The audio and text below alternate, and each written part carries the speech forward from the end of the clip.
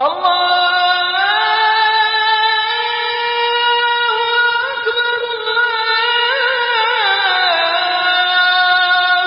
السلام عليكم ورحمة الله وبركاته. نحمد الله العظيم ونصلي على رسوله الكريم. أما بعد. அன்பான பெரியோர்களே, ஜமாத்தார்களே, அல்லாஹ்வின் அருளால் ஃபஜ்ருடைய தொழுகையை தொழுதுவிட்டு நாம் எல்லாம் அமர்ந்திருக்கிறோம். அல்லாஹ் ஜல்லஷானு வ தஆலா நம்முடைய எல்லா இபாதத்துகளையும் பரிபூர்ணமாக கபூல் செய்வானாக. ஆமீன். அல்லாஹ்வுடைய ரஹ்மத்தும் மக்ஃபிரத்தும் நம் அனைவர்கள் மீதும் முழுமையாக வந்து சேரட்டுமாக. ஆமீன். சங்கையான பெருமக்களே, நபி ஸல்லல்லாஹு அலைஹி வஸல்லம் அவர்கள் அதிகமாக தான தர்மங்கள் செய்யக்கூடிய ஒரு குணம் கொண்டவர்களாக வாழ்ந்திருக்கிறார்கள். ஏழைகளை நேசிக்கிற குணத்தை உடையவர்களாக அல்லாஹ் அவர்களை ஆக்கிறார். அதனால்தான் நபி ஸல்லல்லாஹு அலைஹி வஸல்லம் அல்லாஹ்விடத்தில் துஆ கேட்கிற போது, அல்லாஹும்ம இன்னி அஸ்அலுக ஃபஅலல் கைராத் வ தர்க்கல் முன்கராத் வ ஹுப்பல் மசாக்கீன் என்று கேட்பார்களாம். அதாவது, யா அல்லாஹ், நன்மையான காரியங்களை நான் செயல்படுத்துவதற்கும் உன்னால் வெறுக்கப்பட்ட அறாமாக்கப்பட்ட காரியங்களை நான் விட்டு விடுவதற்கும் அதோடு ஏழைகளை நான் நேசிப்பதற்கும் உன்னிடத்தில் நான் கேட்கிறேன் என்று அல்லாஹ்வுடைய தூதர் நபி ஸல்லல்லாஹு அலைஹி வஸல்லம் அவர்கள் இப்படி துஆ கேட்பார்கள் என்று நாம் ஹதீஸிலே பார்க்கிறோம். அதிகமான ஏழையை நேசிக்கிற ஒரு நபி நமது நபிகள் நாயகம் ஸல்லல்லாஹு அலைஹி வஸல்லம். சொல்லப்போனால் நபி ஸல்லல்லாஹு அலைஹி வஸல்லம் தனக்கு வரக்கூடிய வருமானத்தில் ஒரு பகுதியையே ஏழைகளுக்கு என்ன செஞ்சாங்க, பல பகுதிகளை ஏழைகளுக்கு ஒதுக்குறாங்க. நபி ஸல்லல்லாஹு அலைஹி வஸல்லம் அவர்களுக்கு அல்லாஹ் உலகத்திலே சில சொத்துக்களை கொடுத்திருந்தாங்க. நல்லா புரிகிற மாதிரி சொல்கிறாருன்னா, ஒரு 3 நிலம், 3 வருமானம் வரக்கூடிய இடங்கள் நபி ஸல்லல்லாஹு அலைஹி வஸல்லம் அவர்களுக்கு கிடைத்தது. மாதம் என்ன செய்யும், அந்த இடத்துலேருந்து ரசூலுல்லாவுக்கு வருமானம் வரும். அதில் ஒரு இடத்தை நபி ஸல்லல்லாஹு அலைஹி வஸல்லம், ஒரு இடத்திலிருந்து வரக்கூடிய வருமானத்தை முழுக்க இந்த இயற்கை சீற்றங்களால் பாதிக்கப்பட்டவர்களுக்கு கொடுத்து உதவுவதற்கு என்று கொடுத்து விட்டார். அதை அப்படி தனியாக ஒதுக்கிட்டாங்க. இயற்கை பேரிடர்களால் யாரெல்லாம் பாதிக்கப்பட்டு இருக்கிறாங்களோ அவங்களுக்குள்ள இந்த வருமானத்திலேருந்து எடுத்து உதவணும். அதிலிருந்து ரசூலுல்லாஹ் தனக்குன்னு எடுக்கிறது இல்லை, தன்னுடைய குடும்பத்தார்களுக்குன்னு எடுக்கிறது இல்லை. இன்னொரு இடத்திலிருந்து வரக்கூடிய வருமானத்தை அல்லாஹ்வுடைய தூதர் நபி ஸல்லல்லாஹு அலைஹி வஸல்லம் அவர்கள் வழிப்போக்கர்கள், வேறு ஊர்லேருந்து இன்னொரு ஊருக்கு போவாங்க இல்லையா, அப்படி போகிற அந்த வழிப்போக்கர்கள் ஏதாவது சிரமத்தில் ஏற்பட்டால், அவர்களுக்கு ஏதாவது தேவை இருந்தால் அதை அறிந்து அவர்களுக்கு உதவுவதற்காக வேண்டி இன்னொரு இடத்திலிருந்து வரக்கூடிய வருமானத்தை வழிப்போக்கர்களுக்காக ஒதுக்கினார்கள் நபி ஸல்லல்லாஹு அலைஹி வஸல்லம். 3வது இடத்திலிருந்து வரக்கூடிய வருமானத்தை நபி ஸல்லல்லாஹு அலைஹி வஸல்லம் 3 பங்காக வைத்து அதில் 2 பங்கை முஸ்லிம்களுடைய நலனுக்காக, சஹாபாக்களுடைய நலனுக்காக, சஹாபாக்கள் யாருக்கு தேவை இருக்கிறதோ அவர்களுக்கு கொடுத்து உதவுவதற்காக ரசூலுல்லாஹ் ஒதுக்கினாங்க.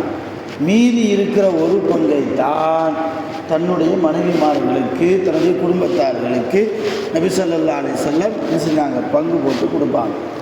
அப்போது எவ்வளவு பெரிய வருமானங்கள் ரசூலுல்லாவுக்கு அல்லாஹ் கொடுத்திருந்தாலும் அதில் பெரும்பான்மையான வருமானங்களை, காசு பணங்களை, செல்வங்களை நபிகள் நாயகம் ஸல்லல்லாஹு அலைஹி வஸல்லம் அவர்கள் ஏழைகளுக்கு, வழிப்போக்கர்களுக்கு, இயற்கை பேரிடர்களால் பாதிக்கப்பட்ட மக்களுக்கு, நல்ல மூமின்களுடைய வளர்ச்சிக்காக வேண்டி பயன்படுத்துவதற்கு அல்லாஹ்வுடைய தூதர் செல்வங்களை பயன்படுத்தியிருக்கிறார்கள்.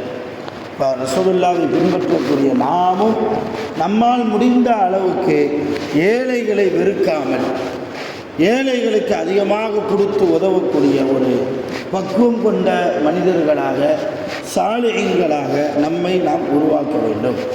அல்லாஹ் நாளை கியாமத்தில் ஒரு மனிதரை அழைப்பானான். அவருடைய நன்மை பட்டியலை எடுத்து பார்ப்பான் அல்லாஹ். ரசூலுல்லாஹ் சொல்கிறாங்க, நன்மை அவ்வளோவா இருக்காது, ரொம்ப கம்மியான நன்மை தான். தீமை பட்டியலை எடுத்து பார்ப்பான் அல்லாஹ், தீமை கொஞ்சம் அதிகமாகவே இருக்குது. அப்போ நன்மையை விட பாவம் கொஞ்சம் அதிகம். அப்போ அவர் எங்கே போகணும்? நரகத்துக்கு போகணும். அல்லாஹ் சொல்வானா, என் அடியானே, உன்னுடைய தீமையை விட உன்னுடைய நன்மை கம்மியாக இருக்குது, இருந்தாலும் உன்னை நான் என்ன செய்கிறேன்? மன்னிக்கிறேன். என்னுடைய மகுபிரத்தை இந்த நாளில் நான் உனக்கு தருகிறேன், உன்னை நான் முழுமையாக மன்னிக்கிறேன், நீ சுவனத்துக்கு போன்னு அல்லாஹ் சொல்லுவான். அப்போ அந்த அடியான் அல்லாஹ்விடத்தில் கேட்பானா, ரப்பே, நீ காரணமில்லாமல் என்னை மன்னிக்க மாட்டாய், என்னுடைய நன்மையை விட நான் செய்த தீமைகள் தான் எனக்கு அதிகமாக இருக்கிறது. அப்படி இருக்கிற போது என்னை என்ன காரணத்தை வைத்து நீ மன்னித்தாய்? என்னிடத்தில் எந்த செயலை வைத்து நீ எனக்கு சுவனத்தை தருகிறாய் என்று அந்த அடியன் அல்லாஹ்விடத்தில் கேட்கிற போது அல்லாஹ் சொல்வானா, ஒன்றுமில்லை, உனக்கு அதிகமான செல்வத்தை நான் கொடுத்தேன், நீ நிறைய தொழுகிறதில்லை, நிறைய நோன்பு வைக்கிறது இல்லை, நிறைய குர்ஆன் ஓதுறது இல்லை, நல்ல சாலிகான அமல் இபாதத் ஒன்ற ரொம்ப கம்மி, அதை விட தீமை தான் அதிகம், இருந்தாலும் அந்த செல்வத்தை நான் அதிகமாக கொடுத்தேன் இல்லையா, அந்த செல்வத்தை வைத்து நீ இல்லாதவர்களுக்கு கொடுத்தாய். யார் எவருன்னு தெரியாத மனிதர்கள் எல்லாம் உன் வீட்டு வாசலில் வந்து இருக்கிற போது இல்லை என்று சொல்லாமல் நீ என்ன செய்தாய்? நான் கொடுத்த ரிசிப்டிலிருந்து நீ அவருக்கு எடுத்து கொடுத்தாயே. இந்த காரியம் எனக்கு பிடித்து போனதால் உன் பாவத்தை நான் மன்னிக்கிறேன், உன் நன்மைகளை நான் ஏற்றுக்கொள்கிறேன், உனக்கு நான் சுவனத்தை தருகிறேன். அருமையான பெருமக்களை, ஏழைகளோடு நம்முடைய உறவு அது சுவனத்தை பெற்று தருகிற உறவு. அந்த ஏழைகள் முஸ்லீம்கள் அல்லாதவர்களோ யார் வேண்டுமானாலும் இருக்கலாம், நம்முடைய தேவைக்கு போக வீட்டில் அதிகமாக நாம் வைத்திருப்பேமையானால் கூடுமான வரைக்கும் வரக்கூடிய ஏழைகளுக்கு, மிஸ்கீன்களுக்கு அவர்கள் திருப்திப்படுகிற அளவுக்கு நாம் அவர்களுக்கு கொடுத்து உதவுகிற போது அல்லாஹ்வுடைய திருப்தி நமக்கு கிடைக்கும், அல்லாஹ்வுடைய பொருத்தம் நமக்கு கிடைக்கும். நபி ஸல்லல்லாஹு அலைஹி வஸல்லம் எந்த அளவு ஏழைகளுக்கு கொடுத்து உதவுவதற்கு முக்கியத்துவம் கொடுத்தாங்கன்னா, ஒரு தடவை அலி ரலியல்லாஹு தஆலா அன்ஹு அவங்க ஃபாத்திமா அம்மாட்ட வந்து சொன்னாங்க, ஃபாத்திமா, வீட்டு தேவைக்காக நான் தண்ணீர் எடுத்துகிட்டு வர்றேன், ரொம்ப தூரத்தில் இருக்குது கிணறு, அந்த கிணத்துல போய் நடந்து போய் கிணத்துலேருந்து தண்ணீரை இறைத்து குடத்தில் ஊற்றி அந்த குடத்தில் செஞ்சுட்டு வரணும், எடுத்துகிட்டு வரணும். இப்படி இப்போ நான் போய் தண்ணீர் இறைப்பதால் எனக்கு என்ன ஆகுதுன்னா அந்த நெஞ்சு பகுதி வலிக்குது. யார் சொல்கிறான்? அலி ரலியல்லாஹு தன் மனைவி ஃபாத்திமா மட்டும் சொல்கிறாங்க, இந்த நெஞ்சு பகுதி எனக்கு ரொம்ப வலிக்குது ஃபாத்திமாங்கிறாங்க. அதனால் இப்போ உங்கள் அத்தாட்ட, ஃபாத்திமா அம்மாவுடைய அத்தா யார்? ரசூலுல்லாஹ். நபி ஸல்லல்லாஹு அலைஹி வஸல்லம் அவங்கள்ட்ட நிறைய அடிமைகள் இருக்கிறார்கள். போரில் கைது செய்யப்பட்டவர்களெல்லாம் அடிமையாக்கி வச்சுருக்கிறாங்க ரசூலுல்லாஹ்.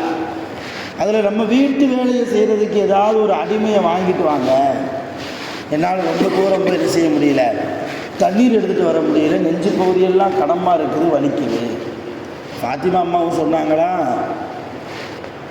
வீட்டில் மாவு அரைக்கிற அந்த திருக கல், நபி ஸல்லல்லாஹு அலைஹி வஸல்லம் ஃபாத்திமா அம்மாவை கல்யாணம் முடித்து கொடுக்கும்போது சில சீதனங்களை கொடுத்து அனுப்புனாங்க. அதில் 2 திருக கல் இருந்தது, சில மண்பாத்திரங்கள், ஒரு போர்வை, ஒரு தலகாணி. இதுதான் அல்லாஹ்வுடைய ரசூல் ஃபாத்திமா அம்மாவுக்கு கொடுத்த சீதனம். அந்த திருகக்கல்லை ஆட்டி ஆட்டி என் கையை பாருங்கள், என்னுடைய கையெல்லாம் புண்ணா போச்சு, அதனால் நீங்கள் சொன்ன மாதிரி நான் என்ன செய்கிறேன், நபி ஸல்லல்லாஹு அலைஹி வஸல்லம் அவங்கள்ட்ட போய் அடிமையை வாங்கிட்டு வரேன். நான் நேராக அத்தா வீட்டுக்கு வந்தாங்க ஃபாத்திமா அம்மா. எதுக்கு? அடிமையை கேட்டு வாங்கிட்டு போகிறதுக்காக வந்தாங்க. ரசூலுல்லாஹி ஸல்லல்லாஹு அலைஹி வஸல்லம் கேட்டாங்க, எதுக்கு வந்தீங்கன்னு கேட்டாங்க. என்ன தேவை? ஒரு தேவையும் இல்லை, உங்களுக்கு சலாஞ்சுல தான் வந்துட்டாங்க. ஏன்னா கேட்க மனசு இல்லை, எப்படி கேட்குறது, வெக்கம், எதுவும் நினச்சிக்கிடுவாங்களோ அப்படிங்கிற ஒரு தயக்கம். அதனால் ஒன்றும் இல்லை, யார சொல்லலாம், உங்களுக்கு சலாஞ்சுல தான் வந்தேன், நான் போயிட்டு வரேன் நல்லா இருக்கீங்களான்னு நல்லா விசாரிச்சுட்டு போயிட்டாங்க. வீட்டுக்கு போனால் அலிரலியெல்லாம் கேட்குறாங்க, என்னம்மா? இல்லை, கேட்க தயக்கமாக இருந்தது, சலாம் சொல்லிட்டு வந்துட்டேன். சரி, ஒன்றும் இல்லை, நானும் வரேன், 2 பேரும் போய் கேட்போம், 2 பேரும் போய் கேட்போம் அப்படின்னு சொன்னோடனே அலிரலியெல்லாம் ஃபாத்திமா ரலியெல்லாம் 2 பேரும் ரசூலுல்லாஹ்ட்ட வர்றாங்க. வந்து கேட்குறாங்க. அலிரலியெல்லாம் பேச்ச ஆரம்பிக்கிறாங்க. யார் ரசூலுல்லாஹ், 5 பகுதியெல்லாம் வலிக்குது. ஃபாத்திமா அம்மா பேச்சை முடிச்சு வைக்கிறாங்க. யார் ரசூலுல்லாஹ், கையெல்லாம் புண்ணாக இருக்குது. ஏதாவது ஒரு அடிமை நீங்கள் தந்தீங்கன்னா வீட்டு வேலையை இருக்கிறாங்க, பயன்படுத்தி கொள்வோம். ரசூல் என்ன சொல்ல தெரியுமா? வல்லாஹி, அல்லாஹ் மீது சத்தியமாக, லா உஅதீகஹுமா, உங்கள் 2 பேருக்கும் நான் யாரையும் தர்றதா இல்லைன்னா, உங்கள் 2 பேருக்கும் எந்த அடிமையும் நான் தரப்போவதில்லை. ஏனென்றால் திண்ணை தோழர்களாக இருக்கக்கூடிய ஏழை சஹாபாக்கள் மஸ்ஜித் நபவியில் இன்றைக்கும் அந்த திண்ணை அப்படி பாதுகாக்கப்பட்டு இருக்குது. திண்ணையில் உட்கார்ந்து மஸ்ஜித் நபவிக்கு வெளியே ஒரு திண்ணை, பள்ளிவாசலுக்கு வெளியே அந்த திண்ணையில் உட்கார்ந்து மார்க்க கல்வியை பயின்ற சில சஹாபாக்கள், ரொம்ப ஏழைகள், ரொம்ப வறுமை கோட்டுக்கு கீழே இருப்பவர்கள், ஒருவேளை சாப்பாட்டுக்கு கூட கஷ்டப்படக்கூடிய ஒரு சூழ்நிலை. அப்படி என்னுடைய திண்ணை தோழர்களுக்கு இந்த அடிமைகளை விற்று அதன் மூலமாக வரக்கூடிய காசு பணத்தை வைத்து என் திண்ணை தோழர்களுக்கு நான் உதவலாம் என்று நினைக்கிறேன். அதனால் உங்களுக்கு நான் எந்த அடிமையையும் தர்றதா இல்லை, போயிட்டு வாங்கன்னு அனுப்பிச்சி வச்சுட்டாங்க. ரசூலுல்லாஹ் போயிட்டு வாங்கன்னு அனுப்பிச்சி வச்சுட்டாங்க. ஃபாத்திமா அம்மா அலிரலியெல்லாம் எதுவும் கோவப்படுறது இல்லை, ஏன்னா நம்மளை மாதிரி இல்லையே. அப்புறம் எதுக்கு என்னை பெத்தினா நீ எனக்கு செய்யணும் அப்படிங்கிற அந்த வியாக்கியானம்லாம் ஃபாத்திமா அம்மா பேசுகிற பழக்கம் இல்லை. அதனால தான் அவங்க சுவனத்து தலைவியாகவும் இருக்கிறாங்க. சரி வாப்பா சொன்னால் நமக்கு கைதுதான்ட்டு போயிட்டாங்க 2 பேரும். இப்போ நாங்கள் சொல்ல வர்றது, எந்த அளவுக்கு நபி ஸல்லல்லாஹு அலைஹி வஸல்லம் ஏழைகளுக்கு உதவ வேண்டும் என்கிற மனம் அவர்களுக்கு இருந்திருந்தால், தான் பெற்றெடுத்த மகளுக்கு கூட ஏதாவது தாங்களேன்னு கேட்டு வந்த நேரத்திலும் தர முடியாது போ என்று அனுப்பி வைக்கிறார்கள் என்றால், மகளை விட ஏழைகளின் மீது பிரியம் கொண்டனர். தன்னுடைய குடும்பத்தார்களை விட ஏழைகளின் மீது அதிகமாக அக்கறை கொண்ட நபியாக நமது நபிகள் நாயகம் ஸல்லல்லாஹு அலைஹி வஸல்லம் அவர்களுடைய வாழ்க்கை இருந்திருக்கிறது. இப்போ அந்த நபியை தலைவராக எடுத்துக்கொண்ட நாம், அருமையான பெருமக்களே, நாம் ஒரு விஷயத்தை மட்டும் உள்வாங்க வேண்டும். நாம் தொழுகிற தொழுகையால் மட்டும் நாம் சுவனம் போக முடியும் என்று நாம் நினைப்போமையானால், நம்மை விட நஷ்டவாளி வேறு யாரும் இருக்க முடியும். நான் செய்கிற இபாதத்தால் மட்டும் நான் சுவனம் போவேன் என்று நான் நினைப்பேனேயானால், என்னை விட முட்டாள் வேறு யாரும் உலகத்தில் கிடையாது. காரணம், நான் என்னுடைய தொழுகை பலகீனம், என்னுடைய இபாதத்துகள் அத்தனையும் பலகீனம். ஒரு நோன்பு எடுத்துக்கிட்டால், நோன்பு வச்சா எப்படி இருக்கணும் அல்லாஹ் சொல்கிறானோ அதன்படி என்னுடைய நோன்பு இருக்கிறதா? இல்லை. தக்குவா இல்லை, இக்லாஸ் இல்லை, நல்ல பேணுதல் உள்ள வணக்கங்கள் இல்லை, எல்லாமே பலகீனம். அப்போ நாளை மறுமையில் அல்லாஹ்வுடைய ரஹ்மத்து இருந்தால் மட்டும்தான் நாளை மறுமையில் நாம் வெற்றியாளர்களாக மாற முடியும். அல்லாஹ்வுடைய ரஹ்மத்து கிடைப்பதற்கு ஒரு வழி ஏழைகள் மீது முஹப்பத் வைப்பது, ஏழைகளுக்கு நாம் கொடுத்து உதவுவது. ஃபாத்திமா ரலியல்லாஹு அன்ஹா நோன்பு வச்சாங்க. ஒரு நாள் நோன்பு வச்சாங்க. நோன்பு திறக்கிற நேரம் ஃபாத்திமா அம்மாவுடைய வீட்டில் ஒரு அடிமை பெண் இருந்தாங்க. அவங்களுக்கு சொன்னாங்க, ஃபாத்திமா அம்மா நோன்பு திறக்கிறதுக்கு ஏதாவது இருக்காமான்னு கேட்டாங்க. அந்த அடிமை பெண் சொன்னாங்க, கொஞ்சம் மாவு இருக்குது, ஒரு ஆள் சாப்பிட்லாம், 1 ரொட்டி 2 ரொட்டி வரும், ஒரு 2-3 பேரித்தம்பழங்கள் இருக்குது, கொஞ்சம் தண்ணி இருக்குது. சரி அல்ஹம்துலில்லாஹ், இது போதும், நோன்பு திறக்கிறதுக்கு இஃப்தார் ரெடி பண்ணுங்கன்ட்டாங்க ஃபாத்திமா அம்மா. அந்த அடிமை பொண்ணு ரெடி பண்ணி வச்சாச்சு. நோன்பு திறக்கிற நேரத்தில் ஒரு யாசகர், ஒரு மிஸ்கீன், சாப்பிட்டு ரொம்ப நாள் ஆச்சு, ஏதாவது கொடுத்து உதவுங்க, இந்த பிள்ளைகளுக்கு சாப்பாடை கொடுக்கணும். ஃபாத்திமா அம்மா யோசிக்கவே இல்லை. நாமளாக இருந்தால் முதல் நோன்பை திறந்துக்கிடுவோம், அதுக்கப்புறம் அவருக்கு பதில் சொல்லுவோம். இந்த ரொட்டி உள்ளே அமுக்கிக்கிட்டு அதுக்கப்புறம் தான் வேறு இடம் பாரு அப்படின்னு ஒரு சவுண்டு விடுவோம் இல்லையா? ஆனால் ஃபாத்திமா அம்மா அடிமை பெண்ணிட்ட கொடுத்து விட்டாங்கன்னா, இந்த ரொட்டியையும் இந்த பேரித்தம்பழத்தையும் கொடுத்துருங்க, இல்லை நீங்கள் நோன்பு திறக்கிறதுக்கு தண்ணி போதும், நாங்கள் ஃபாத்திமா ரெடி, தண்ணி போதும். இப்போ எந்த அளவு ஃபாத்திமா ரலியல்லாஹு அன்ஹா அவங்கள ரசூலுல்லாஹ் உருவாக்கியிருந்தாள். நோன்பு திறக்கிற காலையில் சஹரில் சாப்பிட்டது. சஹரில் கூட அன்னைக்கு வரலாறுல என்ன வருது, ஃபாத்திமா அம்மா நோன்பு வைத்த அந்த சஹரில் ஃபாத்திமா அம்மா சாப்பிட்ட சஹர் உணவு 2 பேரிச்சம்பழங்கள். 2 பேரிச்சம்பழத்தை சாப்பிட்டு சஹர் வைத்து நோன்பு வைத்து பகல் முழுக்க பட்டினியாக இருந்து அந்த இஃப்தாருடைய நேரத்தில் நோன்பு துறக்கிற போது ரொட்டியை எடுத்து வாயில் வைக்கிற அந்த நேரத்தில் ஒரு மிஸ்கின் வந்ததால் அப்படி கொடுத்தாங்களே. இதுதான் பரந்த மனம், விசாலமான மனம். அல்லாஹ் எனக்கு தருவான் என்கிற ஒரு குணம். இதற்கு பகரம் அல்லாஹ்விடத்தில் எனக்கு நிரப்பமான கூலி கிடைக்கும் என்கிற ஒரு எண்ணம். அது அருமையான பெருமக்களே, நம் வாழ்க்கையில் தவறவிட்டு விடக்கூடாத ஒரு குணம் ஏழைகள் மீது நாம் நடக்கிற குணம், ஏழைகளுக்கு அதிகமாக உதவுகிற குணம். ஏழைகளை அதனால தான் ரசூலுல்லாஹ் சொன்னாங்க, அத்தா அம்மா இல்லாத பிள்ளைங்க, அநாத பிள்ளைங்க, அவங்க தலையை நீங்கள் அன்போடு தடவி விட்டாலும் கூட உங்கள் பாவத்தை அல்லாஹ் மன்னிக்கிறான். ஏழைகளுடைய தலையை நீங்கள் அன்பாக தடவி விட்டால் கூட, ஏழைகளுடைய குழந்தைகளுடைய தலையை அன்பாக தடவி விட்டால் கூட அல்லாஹ்வுடைய ரஹ்மத்து உங்களுக்கு கிடைக்கிறது. அல்லாஹ் ரசூல் சொன்னாங்க.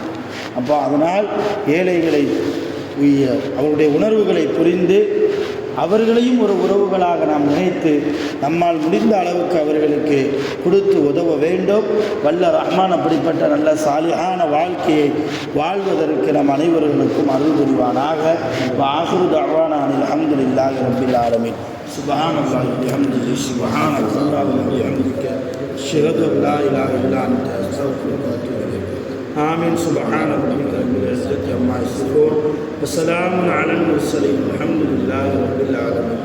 ஸல்லல்லாஹு அலா முஹம்மத் ஸல்லல்லாஹு அலைஹி வஸல்லம். ஸல்லல்லாஹு அலா முஹம்மத் ஸல்லல்லாஹு அலைஹி வஸல்லம்.